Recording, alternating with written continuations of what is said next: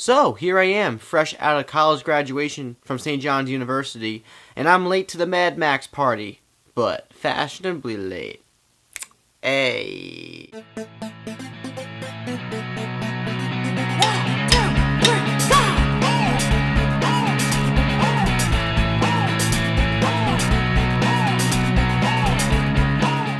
Hello everybody, welcome to MaffmanJones Movie Reviews. I'm your host John Maffio, and today's featured movie is Mad Max Fury Road, directed by George Miller, starring Tom Hardy and Charlize Theron. There have been 4 Mad Max movies, including this one.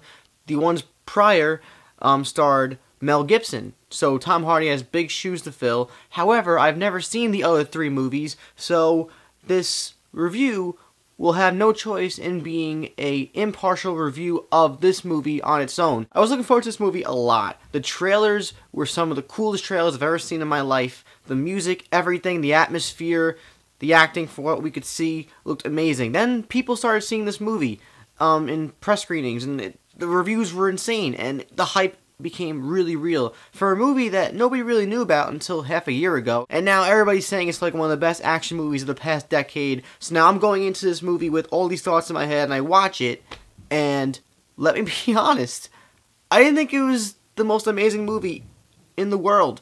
It's definitely got some amazing things about it. The story is simple enough, and if you haven't seen the Mad Max movies, they do a good job of introducing you to this world and getting you into the story. This is really Bane-esque looking overlord who is basically a king to a bunch of these little savages, and he provides water because there's a lack of water in this world. It's all desert land. And he's really terrifying looking, but he has 7 wives. So one of them is Charlize Theron, or at least she works with this main guy, and she decides to go on an escape plan with these wives to find this green place, which is where, obviously, desert world, soil, water, all that stuff is provided. A place that could be solitude for these characters. And this pisses off the Overlord, so he goes on a chase. And then we have our Mad Max character, played by Tom Hardy, who gets thrown into the mix because he gets kidnapped by these crazies. And then he gets thrown in, and then we have this big chase sequence that lasts for almost 2 hours. Mad Max Fury Road is literally out of its mind. It's a movie that, just in terms of the atmosphere, the characters, the world that is built and laid upon for the audience to witness, it's just literally insane. Our characters have become insane. Mad Max, Tom Hardy, is a really quiet character who barely speaks, and Tom Hardy has played a lot of characters who mumble or don't speak, but in this movie, he's literally kind of going insane. He may be a badass, but he's not completely with it. Charlize Theron's character, Furiosa, seems to be the only character with a really solid mental state, and she has a clear path and she knows what she wants to do. Everybody else is essentially, the movie is about these characters, our protagonists, trying to get from point A to point B without getting killed, and Mad Max is one of the protagonists too. And there's also people chasing them, and there's a big action sequence. There's a lot of action sequences in this movie, and they are all, for the most part, extremely practical. If this movie is special for no other reason, it is special for the action sequences. They are amazing. I felt like I was watching some cult classic 1980s movie that people would love 20, 30 years later. It's got trucks flying, it's got trucks exploding, going crazy, it's got people on the trucks jumping from truck to truck, it's got a guy playing a guitar with a flamethrower coming out of the freaking guitar, and he's got no eyes. It's just madness. It's all absolutely chaotic bananas, but the chaotic bananas are contained in a 2-hour movie in a way that's kind of beautiful, because a movie this sporadic and spontaneous in terms of like everything that's going on should be a mess, but somehow they keep everything contained. They keep our character arcs strong, they keep the action sequences fulfilling and satisfying,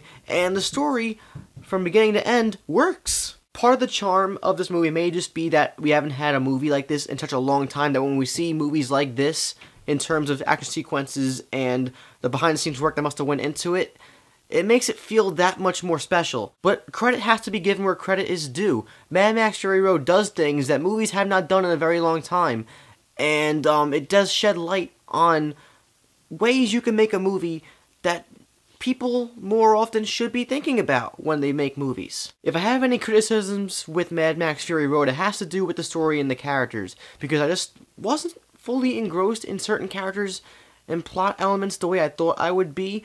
The only character I was fully invested in was Charlize Theron, honestly. People have said it before online, but this movie should have been named Furiosa because Mad Max, even though he does play a critical role in the story, takes a backseat. Not just because he's so fucking quiet, it's just because Charlize Theron is pushing the story here. It didn't click in my mind completely why I care about these characters getting out alive until the last act of the movie. But keep in mind, this may be another Edge of Tomorrow situation where I was also one of those who didn't love it the first time. I watched it again on HBO half a year later, and I loved it. But to wrap this all up in a little cute nutshell, well, maybe not cute, because this movie isn't cute at all. Mad Max Fury Road is definitely worth your time, and definitely worth your matinee purchase in the movie theater, because this movie deserves money. They went through hell and back to make this movie, from what I heard, and it really pays off. It looks beautiful, it plays beautifully, the action sequences are spectacular. You may not really care about the characters of the story that much, and it may take away from your investment in the overall movie, therefore making it maybe a little boring at times. Even though the movie is a non-stop ride, there are parts where it slows down a little bit, and it may make you go, eh. It is still worth your time, though. Mad Max Fury Road is one of the most ambitious movies to come out for a genre in a while, and you should definitely see it.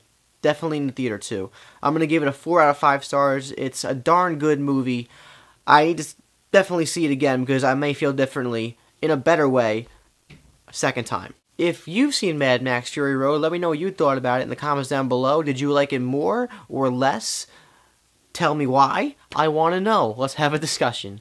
If you enjoyed this video, please like it and subscribe so you'll never miss a video from me ever again. Also check out Facebook and Twitter in the info box because I use social media as much as I possibly could, which is a lot. I'm John Maffio, aka MaffmanJones, and I'll see you guys next time. That was my Tom Hardy Mad Max impression. Terrible.